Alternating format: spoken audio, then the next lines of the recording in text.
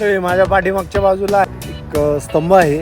या ठिकाणावरनं स्वराज्यातील किल्ले कुठल्या दिशेला आहेत असं दिशा दाखवणारी ही जागा आहे. या ठिकाणावरून समजा रायगड कुठे आहे तर रायगडाची दिशा दाखवलेली, राजगड कुठे आहे, तिकोना कुठे आहे, सुधागड कुठे आहे, सिंहगड कुठे आहे. तर या ठिकाणावरनं आजूबाजूचे जे काही किल्ले आहेत तर ते कुठल्या दिशेला आहेत तर ते दिशा या ठिकाणी दाखवलेलं आहे.